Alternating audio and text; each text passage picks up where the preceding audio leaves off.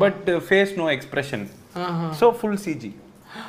అంటే ఒక ఫుట్టి మనిషిని తీసుకొని ఆయనకి కాస్ట్యూమ్ వేయించి, కానీ టెడ్డీ బేర్ లాగా అతని ఫేస్ అతని లోపల ఉంటాడు కదా, టెడ్డీ బేర్ ఫేస్ ని ఒక మనిషిలాగా ఎక్స్ప్రెస్ చేయించడానికి కంప్యూటర్ గ్రాఫిక్స్ వాడి చేసాం. సో సగం గ్రాఫిక్స్ సగం మనిషి. ఆ మనిషికి కూడా టెడ్డీ బేర్ లా ఎలా నడవాలి, ఒక కార్టూన్ ఎలా నుంచోలి అని ట్రైన్ చేసాం. బాడీ లాంగ్వేజ్ కూడా టెడ్డీ బేర్ లా ఉండేలాగా. వాస్తవంగా చెప్పాలంటే అసలు టెడ్డీ బేరు బొమ్మే, యాక్టింగ్ అంతా చేసింది డైరెక్టర్ గారే. ఎందుకంటే ఇక్కడ రా, నుంచో, చేయలేపు, ఇంకొకటి ముందుకెళ్ళు, మళ్ళీ వెనక్కి రా, ఇవన్నీ మొత్తం చెప్పించి చేయించారు. కానీ అది చేయడం కూడా చాలా కష్టం, చాలా కష్టపడ్డారు. అది డెఫినెట్గా సినిమా చూస్తే తెలుస్తుంది.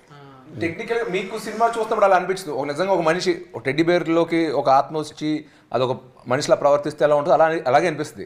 కానీ మేము షూట్ చేసినప్పుడు టెక్నికల్గా దానికి ఇలాగ ఇవన్నీ చేసి